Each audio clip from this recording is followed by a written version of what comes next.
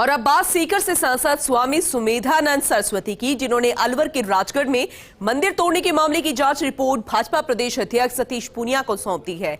इसके बाद उन्होंने फर्स्ट इंडिया से बातचीत में कहा कि यह कार्रवाई एसडीएम ने की है। अगर मूर्तियों को हटाया भी जाता तो विधि पूर्वक हटाया जाता। उन्होंने कांग्रेस सरकार से इस पूरे मामले में माफी मांगने के साथ मंदिर को फिर से बनवाने की मांग की है। साथ ही जिन मकानों के पट्टे हैं उन्हें मुआवजा देने के साथ दोषी अधिकारियों पर कार्रवाई की मांग की। सांसद सुमेधानंद से बात की हमारे सहयोगी ऐश्वर्य प्रधान ने। सांसद सुमेधानंद सरस्वती हमारे साथ मौजूद हैं। ये अलवर के राजगढ़ में गए थे। एक कमेटी थी, कमेटी की अध्यक्षता की थी। इनके नेतृत्व में भारतीय जनता पार्टी के नेताओं की कमेटी गई थी।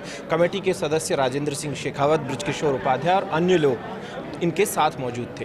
बड़ा सवाल यह है कि इन्होंने पत्रकार वार्ता की है। पहला सवाल तो ये कि आपको लेकर कांग्रेस की एक प्रतिक्रिया आई है, वो भी गोविंद सिंह डोटासरा की। उन्होंने कहा है, हालांकि सीकर से आप है, सीकर से उनका ताल्लुक है, ये अलग बात है, लेकिन उन्होंने कहा है कि आर्य समाज तो मूर्ति पूजा में विश्वास नहीं करता। देखिए, मैं निवेदन करूं, माने डोटासरा जी के बहुत सारे ऐसे बयान आए हैं कि बाद में उनको खेद प्रकट करना पड़ा है और शायद इस विषय पर करना पड़ेगा।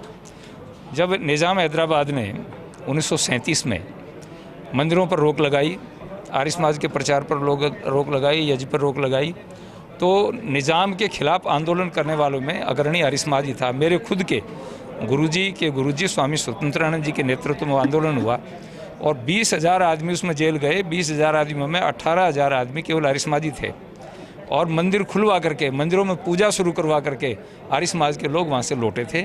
और माननीय पटेल साहब ने भी, सरदार पटेल ने इस बात को स्वीकार किया। जब देश आज़ाद हुआ और सरेंडर किया निज़ाम ने, तब लोगों ने उनको बधाई दी। उन्होंने कहा कि ये बधाई तो आर्य समाज को दे दो। 1939 में उन्होंने इसकी कमर तोड़ दी थी। मैंने तो कमर टूटे हुए सांप को पकड़ा है। तो इसलिए डोटासरा जी को आर्य समाज के इतिहास को पढ़ लेना चाहिए। मैंने पहले भी बात की थी, राहुल जी भी बोलते हैं, उनको अपना खुद का इतिहास पढ़ना चाहिए। आर्य समाज का इतिहास, दूसरे इतिहास पढ़ने चाहिए, वो पढ़ते नहीं है। सबसे बड़ा सवाल ये है कि मंदिर जो है, उनकी प्रतिमाएं जो होती हैं वो प्राण प्रतिष्ठित होती है, तो उनका क्या तरीका हो? आपने एक बात बोली, तोड़ना और स्थापित किया जाना। इन दोनों को लेकर, चूंकि आप धर्म की आपको बेहद अच्छी जानकारी है, तो इन दोनों में क्या अंतर है? क्योंकि वो लोग कह रहे हैं कि उन्होंने मूर्तियां जो हैं इस तरीके से नहीं की, मूर्तियां हटाई गई, लेकिन आप लोगों की दलील अलग है। वहाँ पर भाजपा के बोर्ड की भी बात आती है कि भाजपा के ही पार्षद थे, वो क्या कर रहे थे? मूर्ति हटाई नहीं गई, एक भी मूर्ति नहीं हटाई गई। वो तो सीधे ही बुलडोजर लेकर के गए हैं, जेसीबी लेकर के गए हैं। एक भी मूर्ति उन्होंने नहीं हटाई। यदि उन्होंने मूर्ति हटाई तो मूर्ति कहाँ रखी उन्होंने, वो जगह दिखा दें। कहाँ उनकी पूजा हो रही है वो दिखा दें। सबूत तो दें कि हमने ये मूर्ति उठा के यहाँ रखी और यहाँ हमने अमुक व्यक्ति की ड्यूटी लगाई, वो उसकी पूजा कर रहा है, पाठ कर रहा है, व्यवस्था कर रहा है, दिखाओ तो। हम कहते तोड़ी, ये हमारे पास सबूत है। और भाजपा के जो पार्षद थे इतने सारे, वहाँ पार्षद बोर्ड में जो प्रस्ताव हुआ उसमें यही हुआ था कि भाई मंदिर, ये रास्ता जो है इसको हमने 30 फुट का बनाया वसुंधरा जी के समय में, अधूरा रह गया था, उसको पूरा किया जाए। और मास्टर प्लान में स्पष्ट लिखा हुआ है कि अगर आवश्यकता पड़े, पुराने मंदिर हैं, भवन हैं और हैं, तो उनके रास्ते को कम चौड़ा किया जा सकता है। प्रावधान है स्पष्ट। भगवा से आखिर समस्या क्या है? भगवाकरण, आप भगवा में हैं, लेकिन भगवा को लेकर इतनी बड़ी समस्या क्यों आती है? मैं ये निवेदन करूँगा, कांग्रेस के झंडे में खुद ऊपर भगवा है, वो शायद उससे चमकने लग जाएंगे कुछ दिन में।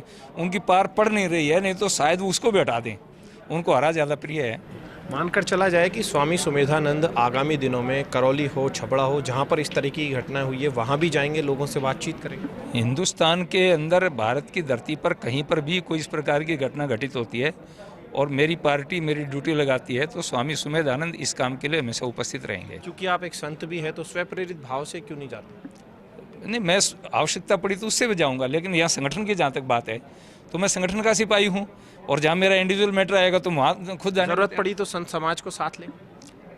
आज नहीं, मैंने बताया कि हम तो हैदराबाद भी संत समाज को साथ लेके गए थे, वहाँ हमारे हजारों सन्यासी गए थे, तो इसलिए संत समाज को भी लेके जाएंगे, आम आदमी को भी लेके जाएंगे। आवश्यकता पड़ेगी तो जरूर जाएंगे।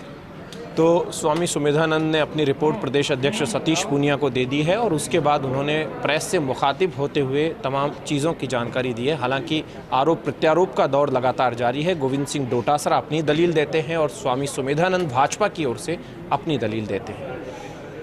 फर्स्ट इंडिया न्यूज़ के लिए ऐश्वर्य प्रधान।